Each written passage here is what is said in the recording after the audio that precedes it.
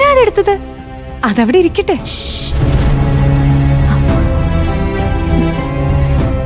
ശ്രദ്ധിച്ചു കേൾക്കൂ. നീ ഇത് ആരോടും പറയരുത്. രാജമകുടം രാജകുമാരിമാർക്ക് വേണ്ടിയിട്ടുള്ളതല്ല.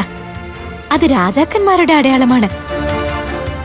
രാജാവ്, അദ്ദേഹത്തിന്റെ കരങ്ങളിലാണ് ലോകത്തുള്ള സകല ശക്തികളും ഉള്ളത്. കാഴ്ചയിൽ ഗൗരവം ഉണ്ടായിരിക്കും, എന്നാൽ മനസ്സിൽ ദയയുടെ സാഗരവും. ജ്ഞാനം, ബുദ്ധി, വിചാരം എല്ലാ വിധത്തിലും പൂർണ്ണനായിരിക്കും. അതായത് എന്റെ സഹോദരൻ കുമാരദേവനെ പോലെ. അതുകൊണ്ടാണ് പറയുന്നത് കുമാരദേവൻ രൂപനഗരത്തിന്റെ രാജാവാകും. അവനേക്കാൾ സമർത്ഥൻ ആരാണുള്ളതെന്ന് പറയൂ വിശാഖെ.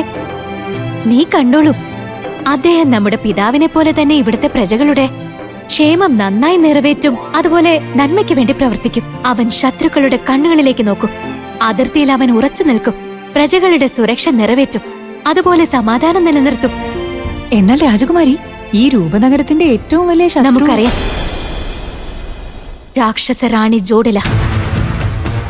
അവളും ഇനി രക്ഷപ്പെടില്ല.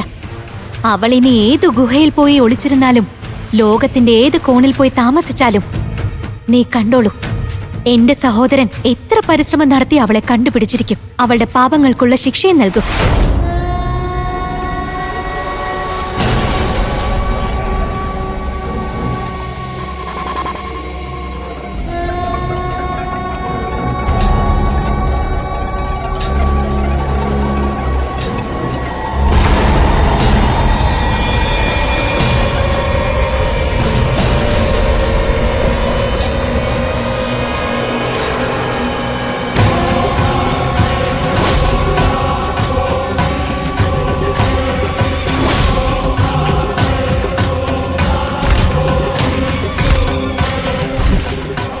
എപ്പോഴും അന്ധകാരത്തിന് വിജയം സംഭവിക്കട്ടെ. അന്ധകാരത്തിന്റെ റാണി ജോഡിലേക്ക് വിജയം സംഭവിക്കട്ടെ. അന്ധകാരത്തിന് വിജയം സംഭവിക്കട്ടെ. അന്ധകാരത്തിന് വിജയം സംഭവിക്കട്ടെ. അന്ധകാരത്തിന്റെ റാണി ജോഡിലേക്ക് വിജയം സംഭവിക്കട്ടെ. അന്ധകാരത്തിന് വിജയം സംഭവിക്കട്ടെ. അന്ധകാരത്തിന്റെ റാണി ജോഡിലെ വിജയിക്കട്ടെ. അന്ധകാരത്തിന്റെ റാണി ജോഡിലെ വിജയിക്കട്ടെ. അന്ധകാരത്തിന് വിജയം സംഭവിക്കട്ടെ.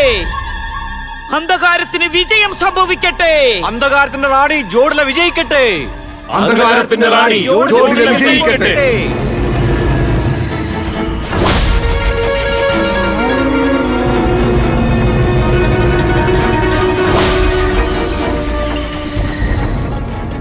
നമ്മുടെ പിതാശ്രീ, രാക്ഷസന്മാരുടെ രാജാവ്, ഇപ്പോൾ അദ്ദേഹത്തിന്റെ അന്തിമ ആഗ്രഹം പൂർത്തീകരിക്കാനുള്ള സമയമായിരിക്കുന്നു.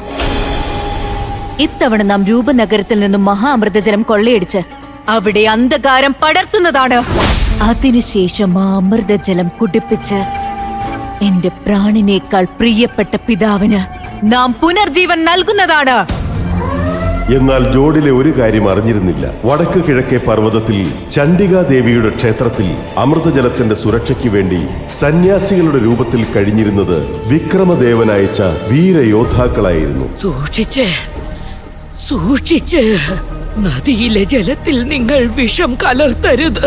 നദിയിലെ ജലം പവിത്രമാണ്. അനാവശ്യമായ പ്രവൃത്തികൾ ഉണ്ടായാൽ അനർത്ഥം സംഭവിക്കും.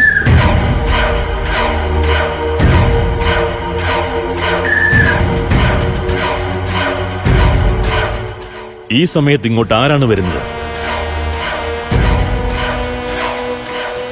നിൽക്കൂ. നാം ഇപ്പോൾ മനസ്സിൽ കരുതിയത് ഇവരെക്കുറിച്ച് തന്നെയായിരിക്കുമോ?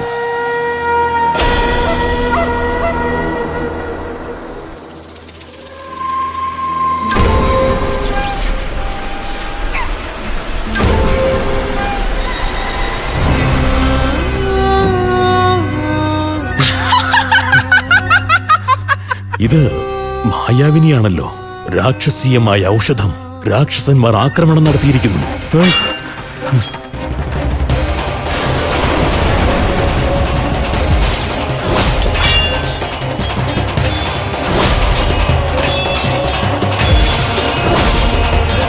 മഹാരാജൻ വിക്രമദേവനെ ഈ വാർത്ത അറിയിച്ചേ പറ്റൂ. അല്ലെങ്കിൽ ആ മഹാ അമൃതജലത്തിന്റെ രക്ഷ നിർവഹിക്കുന്നത് അസംഭവ്യമാകും.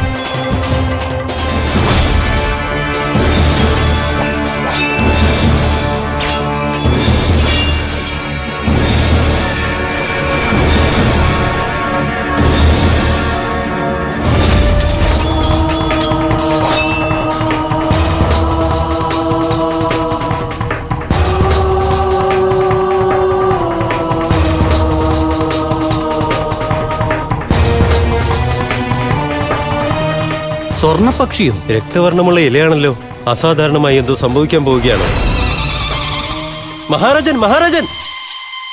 ആപത്ത്, വലിയ ആപത്ത്!